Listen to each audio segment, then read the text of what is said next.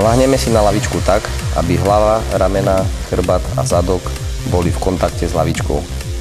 Chodidlá sú celou plochou na zemi na širšiu vzdialenosť od seba pre lepšiu stabilitu počas cvičenia.